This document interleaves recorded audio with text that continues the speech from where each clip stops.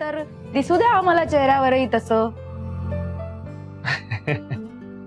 नाही आता हात बरा असता ना तर गिटारवरती मस्त एखादा छान गाणं वाजवलं असतं. तसा बरा आहे हात, वाजव. नको, अजिबात नाही. हात पूर्ण बरा होऊ दे, त्याशिवाय अजिबात वाजवायचं नाही. त्यापेक्षा लावा एखादं छानसं गाणं. ओके.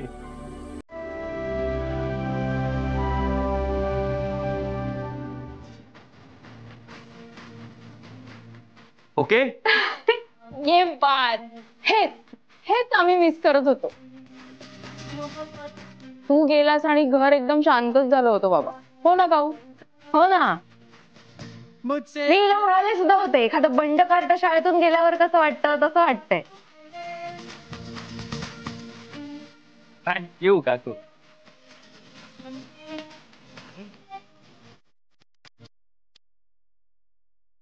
एक मिनिट. काय काय काय बंड म्हणजे काय? नाही सांगा ना, बंड म्हणजे काय? डोंट वरी. बंड म्हणजे आगाऊ, दंगेखोर वगैरे वगैरे. म्हणजे मी आगाऊ आणि दंगेखोर आहे? नाही अजिबात नाही. आहातच तुम्ही, एक नंबरचे आगाऊ आहात. ते तुम्ही लहान असताना ना मी तुम्हाला शिक्षिका म्हणून शिकवायला हवे होते. चांगलं सुतासारखं सरळ केलं असतं. हो का? नाही ठीक आहे, पुढच्या जन्मी मी यांच्या शाळेत ऍडमिशन घेईन. या जन्मी वाचलोय.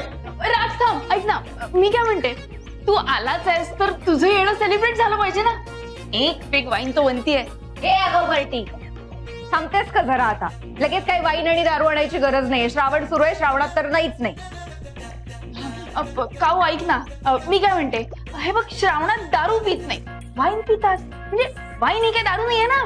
Exactly, wine is wine. Wine दारू नाहीये. मला शेंडी लावू नका तुम्ही. मागच्या वेळी जे काही झालंय ते पुरेसं नाहीये का? तेव्हा तुम्ही मला प्रॉमिस केलं होतं यापुढे घरात कधीही दारू पिणार नाही म्हणून. हा ठीक आहे ठीक आहे ठीक आहे, नको पिऊयात. पण मग सेलिब्रेट कसं करायचं?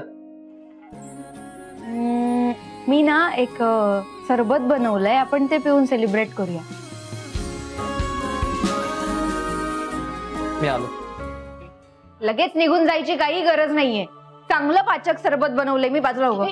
मस्तपैकी पिऊया आपण. पावसाळ्यात तर ते खूपच चांगलं असतं तब्येतीसाठी. जरा पिऊन बघा, मग कळेल. बाजू हो ग जरा. तुला पण देते वैदेही, तू पण पी.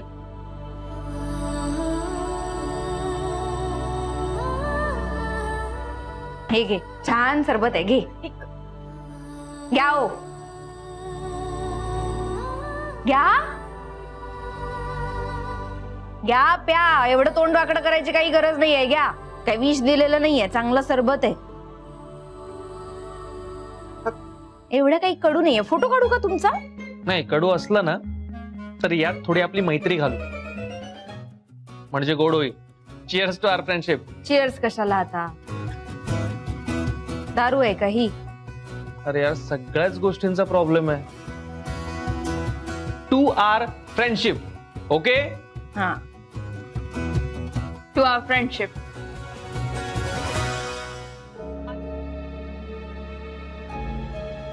आदित्य, आदित्य प्लीज बोल ना माझ्याशी.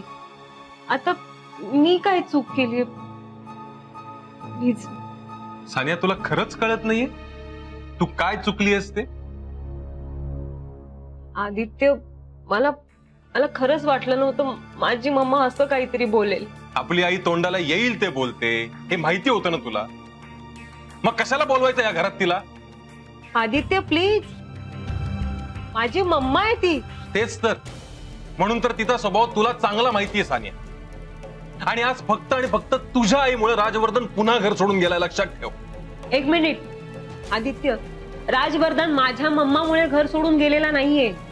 मुळात राजवर्धन कावेरी बरोबर राहत होता म्हणून माझ्या मम्माला 100 लोक प्रश्न विचारत होते. म्हणून माझी मम्मा सहज म्हणाली कावेरीला की तू राखी बांध म्हणून हे सगळं घडलं.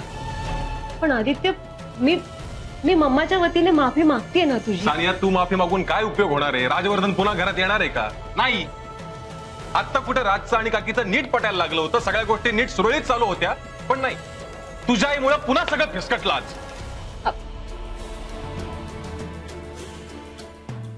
आदित्य, अरे पण राजवर्धन म्हणाला ना की त्यांच्या नात्यात काहीच प्रॉब्लेम नाहीये म्हणून.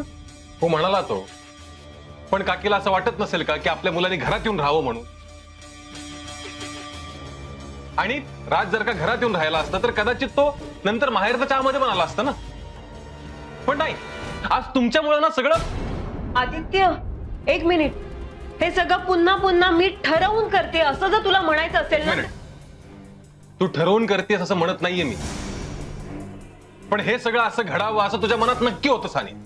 आणि आता सुद्धा तुला असं वाटत असणार आहे की बरं झालं आपण आईला बोलवलं म्हणून. आदित्य, तू सरळ सरळ आरोप करतोयस माझ्यावर. आणि खरं सांगते, हे असं काहीतरी घडावं असं विचारही केला नव्हता रे मी.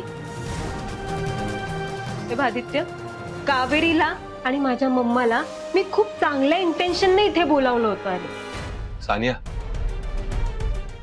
अजून किती धूळ फेकणार आहे स्वतःच्याच डोळ्यात तू सानिया? तुला कळत नाहीये, तुझ्या अशा वागण्याने आपल्या नात्याविषयी कठोर निर्णय घ्यायला भाग पाडतेस तुम्हाला. कसला कठोर निर्णय?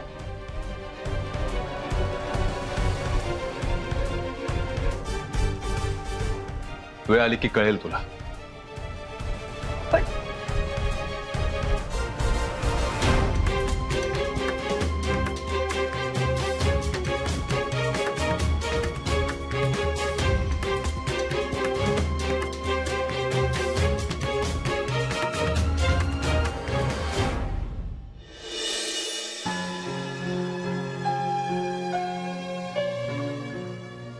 मे आय कम इन मॅडम?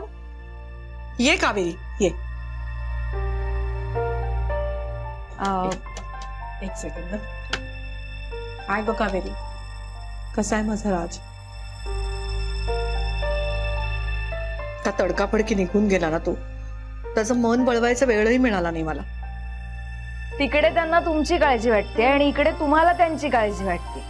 मला ना तुम्हा मायलेखाचं कळतच नाही. म्हणजे एवढी काळजी वाटते एकमेकांबद्दल, पण एकत्र राहायला नको.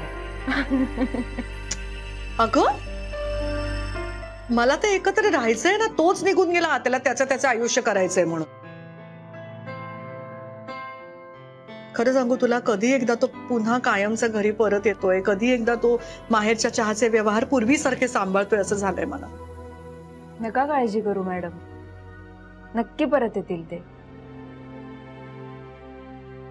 खरं सांगू का तुम्हाला, हे जे काही घडलं ते खरंच खूप वाईट घडलं. पण म्हणतात ना, वाईटातून नेहमी काहीतरी चांगलं घडत असतं, तसंच झालं बघा.